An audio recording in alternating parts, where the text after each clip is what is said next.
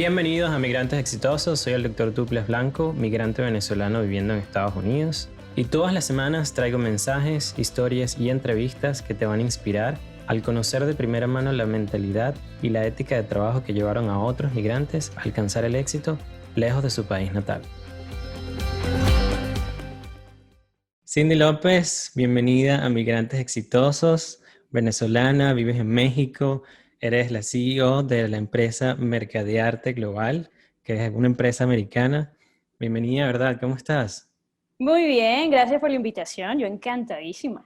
Wow, ha sido un reencuentro, ya no sé, como hace más 10, 12 años que no hablábamos. Estoy súper contento de tenerte acá, que hablemos de tu crecimiento, de tu educación, de que inspires a más personas que están comenzando tanto en el mundo del marketing digital, porque has tenido una carrera bastante importante, que puede servir de ejemplo para otros. Así que quisiera que comenzáramos hablando un poquito sobre cómo fue esa formación que comenzó en Venezuela, luego fue a Europa. ¿Cómo fue tus comienzos? ¿Cómo fueron tus comienzos en el mundo del marketing? Mira, yo creo que va más por un tema de personalidad. Yo siempre he sido muy freak del orden y del control y una de las cosas que me ha encantado desde toda la vida es la comunicación en sus diferentes espacios, no solamente verbal y digital, sino inclusive estamos hablando de comunicación musical, de comunicación audiovisual, etcétera, etcétera, etcétera. De hecho, yo tengo un cuento muy particular y es que yo estudié humanidades. Y yo tenía a una amiga muy, muy querida que una vez fui a su casa y su mamá me preguntó que qué iba a estudiar yo cuando me graduara de la universidad. Perdón, del colegio. Y yo le dije, bueno, no, yo quiero estudiar comunicación social porque en realidad amo esa carrera y siento que es muy interesante. Y su respuesta fue, ay, pobrecita, vas a pelar bolas. Para quienes no entiendan lo que es pelar bolas, en venezolano, eso es que vas a ser pobre el resto de tu vida y pobrecito no te vas a poder mantener ni un poquito, ¿no? Y yo me acuerdo que a mí se me marcaron las palabras de esa señora porque yo decía, ¿cómo es que por hacer algo que a mí me gusta y en lo que soy realmente buena, yo voy a pelar bolas o voy a ser eternamente pobre, ¿no? Cuando entré a estudiar en la universidad, una de las cosas que aprendí es que realmente la carrera, ni la universidad, ni inclusive a veces la formación educativa define quién vas a ser como profesional. Realmente lo definen otros parámetros que van mucho más enfocados a tu resiliencia, qué tanta capacidad tienes tú de seguir adelante, qué tanta capacidad tienes de llegar a ser una persona sumamente política dentro de entornos que pueden ser tóxicos o complicados, y sobre todo la capacidad que tienes como ser humano de comunicarte y de tener inteligencia emocional. Emocional. Y esto lo digo justamente porque el primer tabú es pensar que el primer paso para ser una persona exitosa es estudiar en la mejor universidad de tu país o del mundo. Y aquí hay algo muy particular. Supuestamente yo estudié en la peor universidad de mi país, que en este caso es la Universidad La Santa Universidad de Santa María. María, sí. Sí, se habla peste de esa universidad. Pero particularmente lo que me gustaba de esa universidad es que era muy diversa. Había gente de un estrato social muy alto, de estrato social muy bajo, y al mismo tiempo podías estar en contacto con lo que realmente es el mundo. Y por eso, gracias a esas experiencias, adquirí muchas capacidades que quizás en unas universidades donde estuviese en una pequeña burbuja, quizás no hubiese podido adquirir. Entonces, lo primero y más importante de todo este proceso es que llegar a marketing digital fue un proceso. Desde que yo era muy chiquitita que me encantaba la música y la comunicación a través de la música, posteriormente la comunicación ya verbal y en otros sistemas como por ejemplo la audiovisual a través de la fotografía, videos, etcétera. Y finalmente, cuando ya se empieza a desarrollar este mundo digital, pues ya pensar en que las comunicaciones digitales iban a marcar una pauta no solamente a nivel personal con todo el tema de social media, sino también a nivel empresarial. Pero digamos que no fue de la noche a la mañana que yo tuve como un glimpse, un sueño repentino y dije, wow, sí, yo voy a ser mercadólogo en el campo digital. Nada que ver, yo de chiquita quería ser músico y era muy feliz siendo músico y toda la cosa, ¿no? Sí, recuerda que tu Pero usuario antes era como Cindy Lou López cuando estabas tratando, o sea, cuando estabas tocando la guitarra y todo aquello, ¿no? sí, de hecho yo tuve la dicha y la gran oportunidad de estar en portadas de revistas, de trabajar con marcas como Tommy Hilfiger, de trabajar con marcas como Bigot, que en este caso era Click and Roll, nosotros éramos la imagen de Click and Roll en ese momento, de tener contratos de disqueras en las manos, o sea, realmente mis posibilidades a nivel musical eran muy interesantes, solo que lamentablemente pues me enamoré de esto, que es el marketing digital. Pero sí quería empezar diciéndoles a quienes nos estén escuchando, que este no es un tema de a la mejor universidad a la que fuiste o a las mejores personas con las que te codeaste, sino que es un tema de adquirir otras capacidades que te van a hacer tener entrada en otros escenarios y poder aprender a gerenciar y a manejar equipos de trabajo, que es la clave del éxito en cualquier tipo de negocio. ¿Y qué te llevó? O sea, pero me imagino que esa formación que tuviste fue lo que te hizo ser el profesional integral que eres hoy y te llevó a fundar Mercadearte, ¿no? Sí, pero hay dos tipos de formación según mi criterio, la formación académica y la formación familiar. Esas son dos formaciones súper importantes, pero yo creo que el peso más grande lo tiene la formación familiar y yo me atrevo a decir que hasta en un 80%. Yo personalmente sí creo que existen las personas que nacen con ventaja y las personas que nacen con menos ventaja. Y te lo voy a explicar por qué. Yo crecí en el seno de una familia prácticamente empresaria, donde mi papá y mi mamá tenían empresas, estoy hablando de tecnología, y que desde muy chiquita yo siempre vi que la onda era tener emprendimientos, tener proyectos o crear cosas desde casa y desde la base. No depender de un tercero, sino que yo me acostumbré a que mi formación dictaba que yo debía tener mi propio emprendimiento, mi propia empresa, aprender a valerme por mis propios medios. Entonces, eso es una formación que no todo el mundo tiene, esto es verídico. No todos crecen en un seno de una familia completamente empresaria ni con capacidades de emprendimiento. Muchos crecen en familias donde, bueno, siempre dependemos de otra empresa tercera o que, como lo llamamos en Venezuela, somos asalariados o afines. Y eso impacta muchísimo en la manera como la gente ve el emprendimiento y en la manera como tú defines ciertos objetivos. La gente que creció viendo a quizás familiares que nunca dieron el paso del emprendimiento pueden pensar que el emprendimiento es sumamente difícil. Y lo es, esa es la verdad. Pero quienes crecimos en familias donde esto era completamente normal, pues quizás teníamos un poco menos de miedo y estábamos un poco más valientes al momento de crear nuestro propio proyecto. Así que básicamente sí, la educación es importante, pero más que todo la educación familiar. Y la educación académica, que también creo que es importante, es básicamente un sistema de networking según mi criterio. Sí, puedes aprender cosas interesantes en la universidad o en las escuelas de negocio, pero depende de ti ponerlas en práctica, depende de ti leer, depende de ti ejecutar y depende de ti explorar. Independientemente de que tú hayas estudiado en Harvard, hay mucha gente que estudió en Harvard que terminó siendo completamente inútil para la sociedad. Y es eso, porque mucho está en poder ejecutar lo que realmente sabes hacer y explorar ciertas opciones. Entonces yo te diría, si no tienes la oportunidad de estudiar en una universidad súper importante, vale madre, como decimos aquí en México, no importa, porque a final de cuentas, si tú tienes la capacidad de investigar en Internet, de ser curioso, de explorar y tienes este sistema de ser valiente y de atreverte a ciertas cosas, no importa dónde estudies. Como te digo, yo estudié en la Universidad de Santa María, en teoría yo debía fracasar en el resto de mi futuro, Sí, resulta que fue exceptuando por... completamente todo lo contrario. Claro, y Exactamente. tu segunda universidad ha sido Mercadearte, porque desde que la fundaste hace más de 10 años, la he visto crecer, que se ha expandido y ha sido la que te ha permitido conseguir todas estas herramientas y hacer lo que es Mercadearte hoy en día. Yo, por mi parte, creo que sería un ejemplo de esos que crecí en una familia donde mis padres son asalariados y yo he tenido como que dar un salto o cambiar todo porque me ha tocado a mí ser autodidacta y aprender las cosas que me gustan como este podcast sobre tecnología, no he estudiado, yo estudié medicina, no he estudiado nada de esto, pero ahora hace poco hice un tweet que decía algo así, que en 4 o 5 meses que llevo trabajando en el podcast he aprendido sobre marketing, sobre sobre Zoom, sobre tantas cosas, sobre cómo hacer publicidad al podcast, cómo llegarle a más gente, sobre SEO, sobre un montón de cosas que eso no lo enseña en ninguna universidad y que ha sido mi capacidad de querer aprender y de estar interesado en todos estos temas, es lo único que me ha permitido como que hacer eso, ¿no? Entonces ha sido como que bastante interesante porque eso es algo que no todo el mundo lo tiene y que no todo el mundo se atreve a hacer. Sí, eso es correcto. De hecho, la confianza en ti mismo es lo que hace la diferencia al momento de enfrentarte a cualquier momento de la vida. De hecho, por ejemplo, cuando hablamos del sistema académico, hay mucha gente que simplemente hace maestrías nada más por tener confianza en sí mismo, porque además un papel en teoría socialmente te avala para ciertas cosas.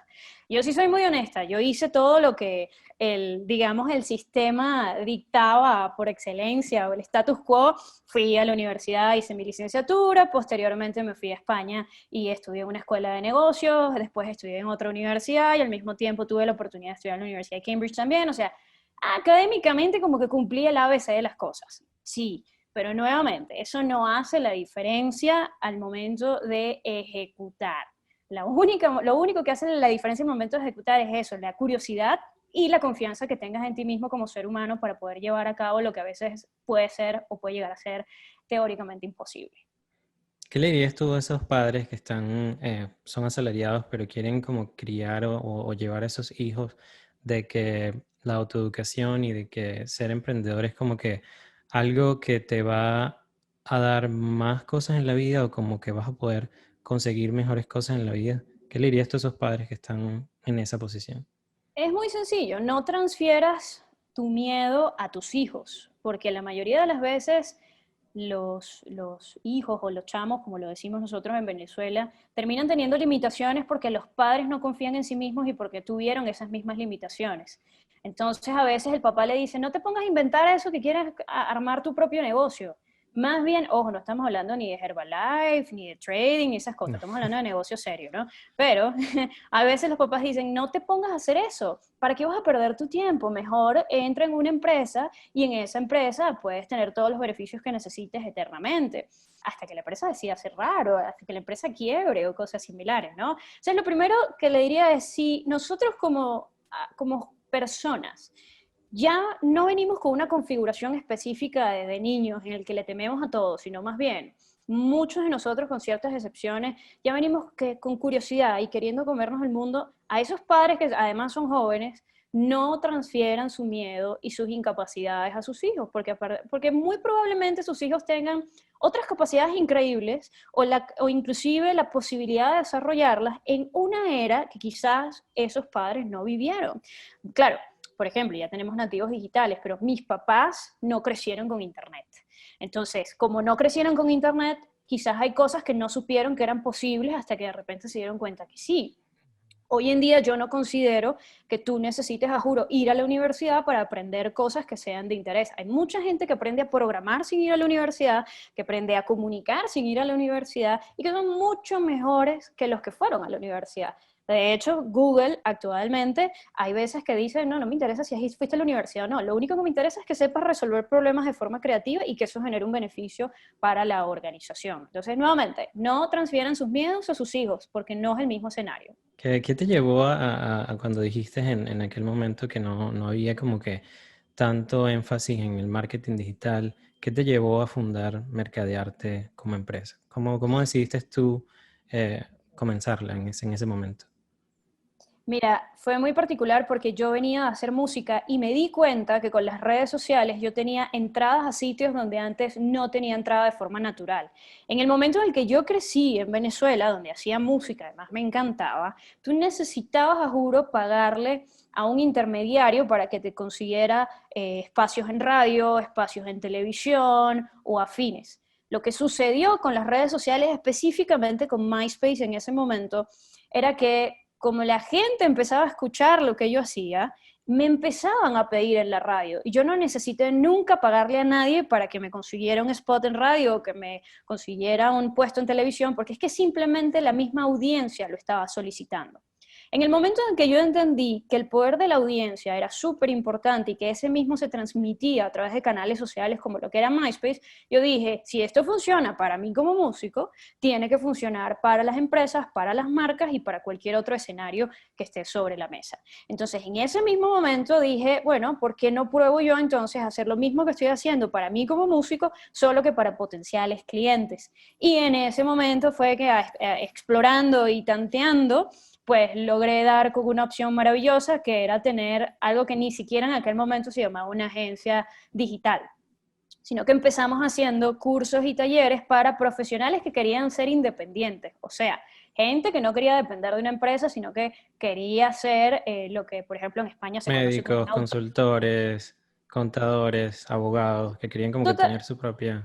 Totalmente, o sea, si tú eres un abogado y quieres montar tu propia firma de abogados, pues entonces no precisamente necesitabas anclarte en un tercero o hacer un partner con un tercero, sino que ya con ciertos sistemas dentro de cómo se arma una empresa, desde la administración, el mercadeo, la publicidad, la gerencia, etcétera, etcétera, yo te enseñaba cómo lograrlo porque ya lo había logrado internamente con mi proyecto. Pero a partir de eso la gente dijo, bueno, pero ¿por qué lo que me estás enseñando no me lo aplicas a mi propia empresa? Y dije, bueno, ok, está bien, dame tu empresa, yo lo aplico y vemos qué tal funciona. Y eventualmente hubo muy buenos resultados y así fue como empecé a trabajar dentro de marketing digital sin saber que tenía una agencia de marketing digital, que fue ya hace más de 10 años. Claro, y algo que me gusta muchísimo es que nada más con el nombre ya dices algo, mercadearte, o sea, es imposible como que conseguirlo en otro lado porque ya eso mismo, o sea, algo que a mí me gusta cuando voy a trabajar con alguien o cuando alguien me dice que hace algo, es que sea el ejemplo. O sea, cuando ya tú comenzaste con ese nombre, yo digo, wow, o sea, es la persona a la que voy a acudir porque sé que se está mercadeando ella misma o tu empresa y sé que me va a poder ayudar en lo que yo quiero. Sí, pero aquí hay un paréntesis muy importante. Esta industria está llena de muchos farsantes, pero farsantes sin querer, capaz es por un tema de ignorancia. Ujú. El tema de personal branding o branding personal o reputación personal es algo muy diferente a la realidad en la ejecución de un negocio. ¿Qué quiere decir eso? En internet puedes ver a muchos gurús que se ven muy bonitos, que tienen un buen video, que tienen una buena imagen, un buen diseño gráfico, que a veces dicen unas cosas absurdas y locas, pero que se ven muy bien y eso suele vender bastante bien para una audiencia que desconoce de cómo realmente debería funcionar el marketing digital. Me ha pasado en muchas ocasiones que he recibido clientes que han sido víctimas de mala praxis y dijeron, pero si él se veía tan bien y él hablaba tan bonito y todo se veía tan cool hasta que de repente pues no tuve retorno de inversión. Básicamente yo invertí tanto dinero y nunca recuperé nada o más bien terminé regalándoselo a un influencer sin tener sistemas de medición para saber si esto funcionaba o no. Entonces, importante tenerlo en consideración. Sí, yo me puedo mercadear a mí misma. De hecho, yo me mercadeo mucho menos de lo que realmente trabajo para mis clientes, que en teoría ese es el deber ser. Pero con toda esta pandemia, coronavirus y afines, donde la gente está buscando opciones, pues la primera opción es hacerse ver bien y no tanto aprender cómo se hacen las cosas para que sin querer caigas en un tema de mala praxis. Y para mí es muy importante que quienes estén escuchando esto lo sepan. O sea, no coman por los ojos, tienen que pasar por procesos exhaustivos para entender si ese es el profesional que realmente sirve para ese negocio. ¿Puedes darme un ejemplo sin nombrar a nadie? ¿Cómo sería un ejemplo de malpraxis en el marketing digital? Porque como Sí, por médico te supuesto, lo puedo explicar en medicina, pero trato claro. de imaginarlo y de verdad que no lo veo cómo podría ser algo así. Por ejemplo, la gente siempre cree que redes sociales es lo más importante en marketing digital. Eso no es cierto. Y por lo tanto, cuando ven algo que es tendencia, inmediatamente tratan de introducirlo dentro de un negocio, a pesar de que no sea lógico o sea útil para él mismo. Por ejemplo, si nosotros de repente tenemos una empresa que es un B2B, un business to business, o una empresa que vende a otra empresa, muy probablemente digamos, tus potenciales clientes no vayan a estar en Facebook y en Instagram. Porque este tipo de negocios que usualmente manejan algo que se llama high ticket products o productos de alto nivel que son más caros, es muy difícil que tú vayas a conseguir potenciales clientes en Facebook y en Instagram porque simplemente es como estar tratando de pescar salmones donde estás en un estanque de trucha. Sencillito. Entonces, ¿qué Okay. pasa? Las agencias o las personas que creen que, por ejemplo, el sistema de influencers es útil para este tipo de organizaciones, lo que hace es invertir el presupuesto en personas que no van a generar ningún tipo de retorno de inversión. Te doy un ejemplo. Imagínate que en este caso nosotros tenemos una empresa de tecnología que vende a otras empresas importantes en el campo de la tecnología. O por ejemplo, tú vendes circuitos y esos circuitos se los vas a vender a edificios inteligentes. Eso es un B2B, empresas que venden a empresas. Muy probablemente estos clientes que compran circuitos no vayan a estar en Facebook o en Instagram, pero las agencias o personas de marketing digital que no entienden cómo funciona un sistema B2B, que es diferente al B2C, que es el business to consumer o del negocio al consumidor, como por ejemplo vender zapatos o vender pañales, dicen, bueno, como está de moda poner a influencers a trabajar dentro de las cuentas, entonces yo voy a contratar a 5 influencers, a cada uno le voy a pagar $1,000 por darte un ejemplo, justamente para que ellos lleven la información de estos circuitos. Ojo, ¿Puedes tener influencers dentro de sistemas como estos? Sí, pero tendrían que ser en segmentos muy especializados. Entonces, ¿qué Claro. pasa? Tú como profesional vas y le dices al cliente, tienes que invertir $1,000 en cada uno de estos influencers porque ellos van a hacerte la diferencia. Maravilloso, viene el cliente, cree en ti, inviertes estos $5,000 y resulta que no hubo ningún tipo de captación de lead. O sea, no hubo clientes potenciales. ¿Por qué? Porque no lo estás segmentando para la gente correcta y al mismo tiempo estás en un sitio que no te va a producir clientes B2B. Aquí hay una mala praxis, ¿por qué? Porque tú hiciste que tu cliente perdiera dinero porque no sabías que primero tenías que hacer una segmentación muy específica para estos influencers. Aparte, no sabías que muy probablemente no haya segmentos específicos para adquirir este tipo de clientes de alto nivel, no precisamente en redes sociales. Ojo, hay un paréntesis, LinkedIn puede ser una opción, pero la cantidad de presupuesto que tienes que invertir allí para lograrlo es complejo. Y además, cuando tú contrataste a estos influencers, no tenías un sistema de medición que fuese útil. Estás midiendo la cantidad de seguidores que tenían, que eso es un errorzazo, la cantidad de impresiones que estaban produciendo, que es otro errorzazo más grande, porque hay criterios para poder medirlo, y en ningún momento tú definiste si este dinero, estos $1,000 que invertiste por cabeza, cuántos clientes potenciales de alto nivel realmente te generaron que fuesen clientes que pudiesen ser útiles para la persona que te está contratando. Entonces, eso es mala praxis, porque estás Ok. ejecutando una serie de acciones solamente porque están de moda o solamente porque desconoces otros sistemas de captación de lead y le estás haciendo gastar dinero a tu cliente que después no puede invertir en otro lado. Eso es mala praxis. Entiendo, no sabía, es interesantísimo, de verdad que no había como que unido esas dos, ese concepto en el marketing digital, porque sí, algo que yo he tenido es que trato de que no, como tú mencionabas anteriormente, de que obviamente no es la educación o que no que luzcas bien, sino el contenido que estés mostrando y estés dándole al público sea el que de verdad ellos necesitan, ¿no? Entonces me imagino que tú como empresa tienes que primero trabajar con el cliente como que mano a mano, identificar cuáles son las necesidades que él tiene para luego poder ejecutar el trabajo. Sí, y hay muchas aristas. No es tan sencillo como siempre proponer redes sociales, no es tan sencillo como siempre proponer ads, no es tan sencillo como ir y proponer un combo ganador sobre la mesa. De hecho, yo tengo un cuento muy bueno con una farmacéutica donde nosotros éramos la agencia número 8 que estaba presentando ese día. O sea, antes de nosotros había habido 7 otras agencias que vinieron a presentar un plan. Pero resulta que nosotros ya veníamos con experiencia de trabajar con otra farmacéutica, de hecho la más grande de Venezuela, y lo que sucedió cuando estas personas nos pusieron sobre la mesa la idea que tenían en mente, fue impresionante cuando nosotros dijimos, pues, oye, esto prácticamente puede hacer que tú pierdas las licencias de tus marcas. Y se quedaron en stand-by, como que, ¿qué? Pero si las otras 7 agencias nos habían dicho que podíamos ir a redes sociales y tener un blog y tener una página y hacer como un combo ganador, ¿sabes? Como lo que usualmente las agencias o los profesionales de marketing que desconocen del tema suelen proponer. Y yo les decía, no, porque es que tú tienes un producto RX, que es básicamente un producto que no es over the counter, no lo puedes agarrar del stand, sino que tú necesitas una receta médica para poder pedirlo, y ese tipo de productos tú no los puedes promocionar de ninguna manera porque puedes estar promoviendo la automedicación. Entonces, tener redes sociales para ese producto no funciona. Tener blogs que hablen de ese producto tampoco funciona. Tener una página web que hable específicamente de ese producto tampoco funciona, porque tienes que pensar en que el consumidor, sin querer, por ignorancia, va a automedicarse pensando que no hay otros criterios médicos que necesite sobre la mesa para poder tomar la decisión de tomar este medicamento. Entonces, esos medicamentos se mercadean digitalmente de una manera mucho más específica y es la razón por la cual si tú haces esto, promueves la automedicación y puedes perder las licencias de tus productos localmente. Y se quedaron impresionados porque dijeron, ¿cómo es posible que 7 agencias antes me hubiesen dicho que todo esto era posible? Y yo, no, si te lees la ley es fácil saber que no. Entonces, ¿qué pasó en ese momento? Dijeron, bueno, ¿y cómo hacemos para trabajar con ustedes? Nada, contrátame para yo explicarte hasta cuándo puedes llegar, cuál es el alcance y posteriormente, si quieres hacer proyectos de este tipo, por ejemplo, posicionamiento SEO es muy bueno para temas farmacéuticos, sobre todo si tienes limitaciones, nosotros pudiésemos ayudarlos sin problema alguno. Estamos hablando de una transnacional gigantesca que no tenía en consideración esto y que estaba siendo mal asesorada por mucha gente, que les pudo haber costado mucho dinero.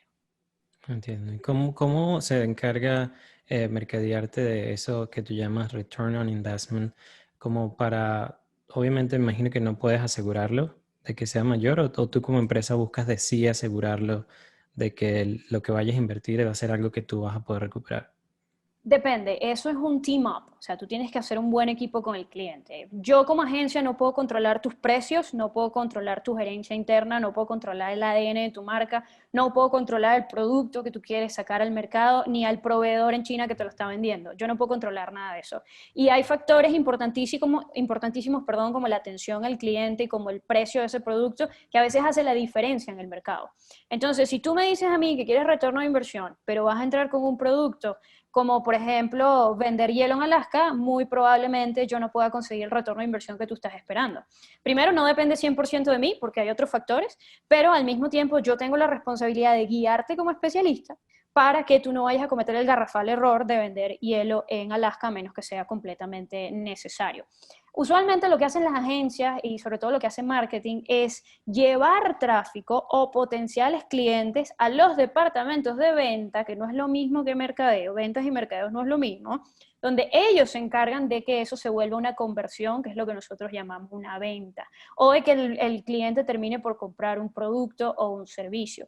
Hay casos muy específicos, como por ejemplo en los casos de e-commerce, donde nosotros, que esos son tiendas en línea, donde nosotros sí tenemos más capacidad de ir desde el número 1 hasta el número 100 si es necesario, de involucrarnos mucho más. Pero en procesos donde el departamento de ventas recibe a la persona para convertirla en un cliente, ya nosotros perdemos la capacidad absoluta de poder trabajar a ese cliente, porque es que simplemente ya está cayendo en manos del departamento de ventas de ese cliente. No nos podemos hacer responsables por el retorno de inversión, pero sí nos podemos hacer responsables por llevar la mayor cantidad de clientes potenciales para asegurar que estadísticamente ese departamento de ventas pueda hacer la mayor cantidad de cierre de ventas. Y otra cosa es que internamente trabajamos con especialistas que vienen de hecho de trabajar en Procter Gamble, que se involucran en los departamentos de ventas siempre y cuando el cliente lo desee, para que ellos modifiquen conductas dentro de ese departamento u optimicen las capacidades de esos equipos de venta para aumentar el cierre de ventas de cada uno de ellos. Entiendo. ¿Qué le recomendarías tú a todas esas empresas de marketing que el campo, obviamente, cuando tú comenzaste, no era no estaba como que tan minado con tantas empresas? ¿Qué le recomendarías tú a esas empresas que ahorita están comenzando en el mundo del marketing digital? Yo les recomendaría que sean muy cuidadosos. Una de las cosas que pueden hacer si son chiquititos o si están empezando es hacer partnerships con empresas más grandes. Por ejemplo, nuestra agencia Mercadearte tiene buenos partnerships con empresas más chiquitas que quizás no tienen la capacidad de atender un cliente un tanto más grande o que quizás no tienen departamentos especializados de posicionamiento SEO, que eso es posicionamiento en Google, o hay empresas que no tienen equipos especializados de ventas, que puedan optimizar equipos de venta. Entonces lo que hacen estas empresas muy pequeñas es decirme, mira Cindy, vamos a hacer una cosa, vamos a irnos por un partnership súper genial, donde yo pueda ejecutar o ser como un equipo de ventas externo, pero tú puedes hacer proyectos más complejos donde mi agencia sea la que lleva el liderazgo y sin problema alguno Mercadearte se pone la camiseta de esa agencia. ¿En qué sentido? En que nosotros fácilmente podemos decir, no, nosotros somos un departamento SEO de ellos, sin problema alguno. ¿Y qué Entiendo. pasa en ese proceso? Que se evita la mala praxis. Ellos van aprendiendo con nosotros. La competencia se hace sana porque no es una competencia de quién habla más trash del otro, o quién dice más tonterías del otro, o quién hace más tríos y los convierte en cosas populares, sino que ya estamos hablando de ayudar al cliente, estamos hablando de recuperar la inversión del cliente y sobre todo de cuidar lo que el cliente habla o dice o comunica de alguna manera hacia sus potenciales consumidores. O sea, mira, básicamente no lo hagan a lo loco, hagan buenos partnerships, siempre estar con alguien que sabe más que tú es divinísimo porque aprendes mucho y evitas que eso se convierta en un problema para tus clientes y terminas aprendiendo. Por donde sea, es un beneficio maravilloso. Sí. Cindy, tú eres una visionaria. Hace 10 años viste que como que el marketing digital en después MySpace y todo lo que mencionaste anteriormente, ¿hacia dónde crees tú que va dirigido el marketing digital más adelante? Con todo esto de la pandemia, con todos estos cambios que estamos viendo, que decías hace rato que mucha gente está diciendo como que nos adelantamos 10 años con esto de la pandemia en el mundo digital. ¿Hacia dónde crees que va ahorita? Mira, yo siempre he dicho que ya este tema digital no es que es el futuro, es el presente. De verdad no sé qué va a ser del futuro. Yo confío mucho en mi instinto y a medida que voy avanzando me voy metiendo en lo que yo creo que puede ser interesante. No sé si llamarme visionaria, yo solo te digo que estaba en el momento correcto como para poder tomar la decisión adecuada. Pero sí creo que las empresas que todavía no han dado el salto a digitalizarse o a tener sistemas digitales de comunicación, sí están o son muy propensas a fracasar en el futuro, completamente propensas, porque es que tú solamente tienes que analizar cuál es el comportamiento del consumidor actual, con eso ya te lo dice todo. Si tú estás buscando algo o tienes una necesidad, ¿qué haces? Vas a Google, tecleas o en Google lo que tú necesites y posteriormente ves los 10 primeros resultados de búsqueda y si no te convence ninguno, pues entonces vas y le preguntas a un amigo. Y si no y si tu amigo no sabe, vas y escribes en redes sociales quién conoce o quién sabe y ahí te dan otras recomendaciones. Pero lo primero que haces es buscar en Google. Entonces, si eso ya es parte del comportamiento, ¿por qué las empresas no están en Internet? Esa es una muy buena pregunta. Antes era diferente. Antes tú tenías un first moment of truth que estaba acuñado más por Procter Gamble, donde tú llegabas a una tienda y en unos lapsos de unos segundos, 30 segundos o menos, terminabas tomando una decisión de compra, de si querías o no unos zapatos, por ejemplo. Hoy en día no pasa eso. Hoy en día primero tienes algo que se llama un zero moment of truth, que es acuñado por Google, por cierto, donde tú vas a una tienda, ves un par de zapatos y dices, nada, déjame buscar primero, a ver en internet, a ver si está más barato en Amazon, si está mejor en Mercado Libre, o si hay un modelo mejor que pueda buscar, y posteriormente vas al first moment of truth, que es donde tú tomas la decisión de compra y compras. Entonces, si ya hay un zero moment of truth antes del first moment of truth, ¿por qué las empresas no lo están considerando y no están en Internet? Que básicamente la tendencia de consumo cambió y la facilidad al consumidor hace la diferencia al momento de que tú puedas ofrecer un producto o un servicio, de que te elijan a ti o elijan a tu competencia. Es así de sencillo. Sí, ¿no? Hace poco hablaba con un amigo, hablábamos de marca personal, inclusive ahorita, hace poco tuve una entrevista también de trabajo en la que no solo, o sea, en la que todos en un futuro vamos a tener la necesidad de desarrollar como una marca personal y tener un ejemplo, digamos, o algo en internet que hable como tú, una presencia digital. ¿Consideras que eso es súper importante para cada uno de nosotros o es algo que no, a menos de que tengas una empresa, debería ser importante? Mira, hace un par de años estuve en Alemania. Parte de mi familia es alemana, por eso de la migración de la Guerra Civil Española.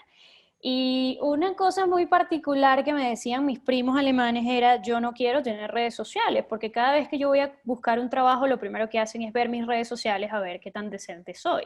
Y yo quiero ser indecente. Entonces, como yo quiero ser indecente, no tengo redes sociales. Y yo les decía, bueno, sí, pero también lo puedes manejar de otra manera. Puedes publicar únicamente lo que tú consideres que puede ser decente para conseguir una oportunidad laboral. Porque a final de cuentas, mientras más transparente seas, más cómoda se siente la gente contigo en cierto nivel y eso puede ocasionarte o cosas buenas o puede ocasionarte cosas muy malas. Y voy a hablar de un ejemplo muy particular de un médico que de esta semana, la semana pasada, donde él sin querer, vamos a llamarlo sin querer, le decía a las mujeres que digamos, una de las mejores opciones si querían recibir sexo oral es que se hicieran duchas vaginales con Con Listerine. Listerine.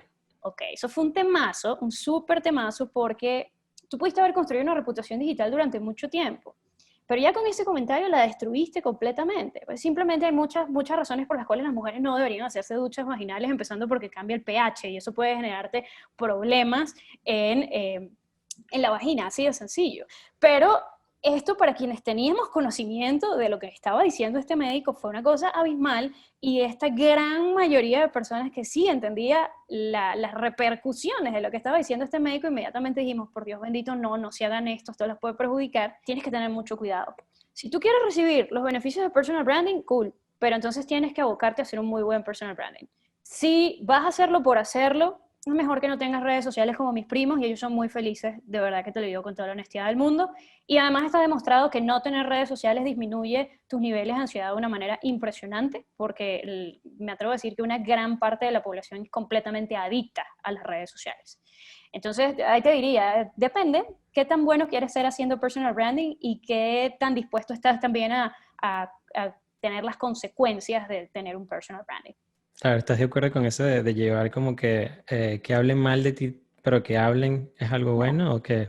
no, no, no, por supuesto que no, por supuesto que no. Eso es una locura que dicen los trash marketers, que básicamente no importa, tienes que generar escándalos para que la gente sepa de ti.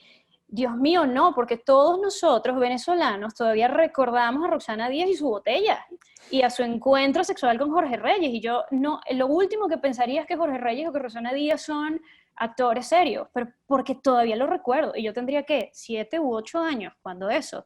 Entonces, no, la respuesta es no. Eso te puede generar más bien muchas cosas malas para tu imagen y a final de cuentas, cuando alguien serio quiera hacer negocios contigo, eso va a repercutir de forma negativa en la manera como tú haces negocio.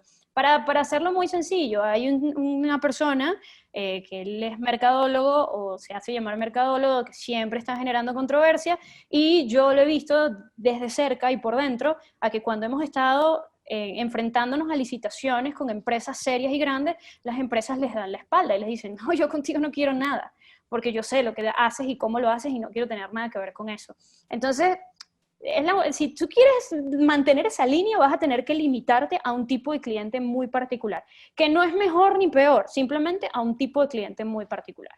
Sí, es algo que de verdad yo he estado aprendiendo con esto desde una vez que lo escuché, como que hay que mantener una buena presencia online y desde que comencé con el podcast a tener, obviamente, a mantenerlo bajo mi nombre, bajo Douglas, Inmigrantes Exitosos, como que los dos estén mano a mano, he cuidado un poco más porque sí quiero mantener esa reputación como tú dices. No que no publico, trato de ser lo más auténtico posible, pero sí trato de ser como soy sin perder ese valor o mostrar cosas que no debería, porque no todo el mundo las acepta, ¿no?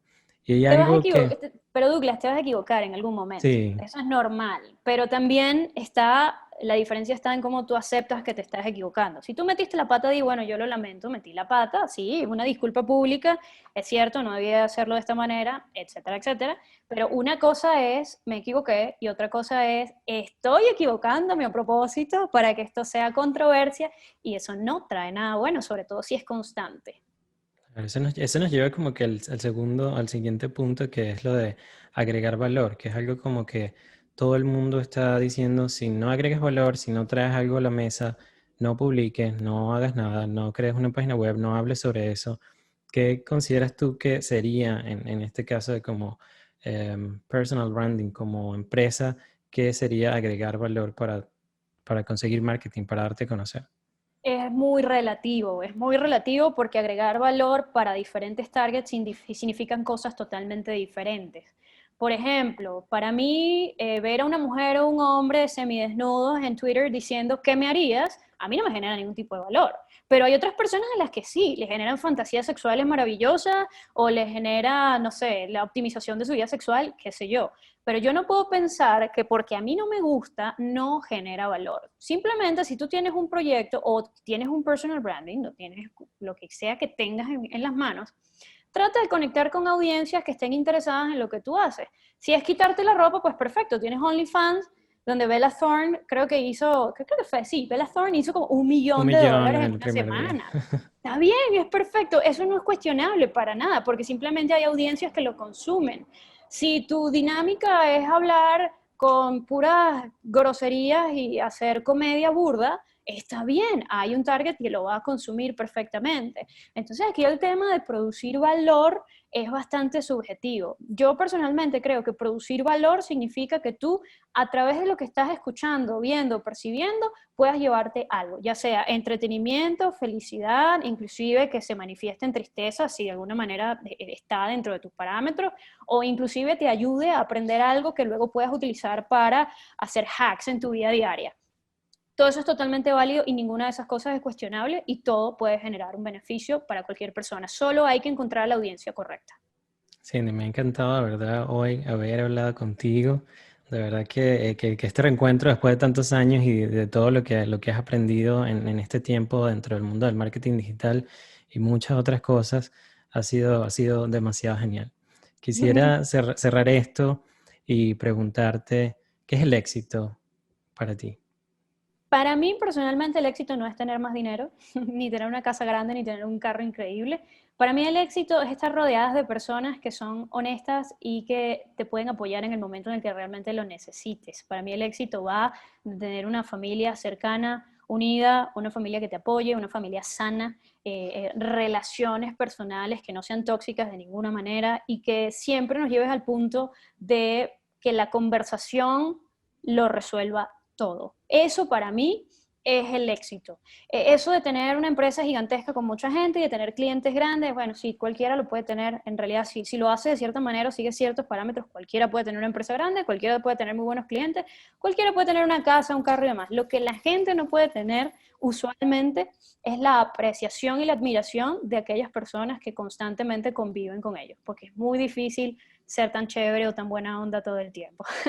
Pero creo que en la medida de lo posible en que la gente entienda que el trabajo no es más importante que tu salud mental, que el trabajo no es más importante que tu familia y que el trabajo no es más importante que el resto de las cosas que te generan bienestar, que aquí voy a hacer un paréntesis, el placer no es lo mismo que la felicidad, por favor. O sea, es una cosa muy diferente. El placer son cosas que te generan, digamos, emoción o cosas positivas en un primer momento, como comerse una buena comida, mientras que la felicidad es algo totalmente perdurable y que está en el día a día de tu vida. O sea, yo me considero una persona plenamente feliz. Yo, según mi criterio, lo tengo todo. Tengo una familia maravillosa, tengo una pareja increíble, tengo trabajo, sí, pero ajá, está bien, ya sabemos que el trabajo se puede conseguir o no, sabemos que podemos tener una empresa o no. Yo tengo un techo sobre mi cabeza que me hace sentir tranquila. Yo no necesito tener una casa demasiado grande. Yo creo que el éxito finalmente es eso, conseguir la felicidad a partir de prácticas y de actividades constantes que hagan que la gente viva de forma sana a tu alrededor y que eso produzca la mayor tranquilidad y paz posible. Excelente. Muchísimas gracias, Cindy, de verdad. Encantado Gracias de a ti. verte. Gracias Gracias. por la invitación. La pasé Ujú. buenísima. Gracias. Este ha sido un episodio que cambió mi perspectiva sobre el marketing y me recordó lo poco que sé sobre ello. Definitivamente siempre hay que buscar a un especialista que nos ayude cuando necesitamos algo tan específico porque será lo que nos garantizará el éxito. Si quieres contactar y trabajar con Cindy, lo puedes hacer a través de su página web yendo a www.mercadearteagency.com. El link va a estar en la descripción de este episodio. Y quisiera saber tu opinión sobre lo que te ha gustado del episodio, así que envíame un mensaje directo en Instagram a través de @migrantesexitosos. Soy tu host, Douglas Blanco, y este fue otro episodio de Migrantes Exitosos.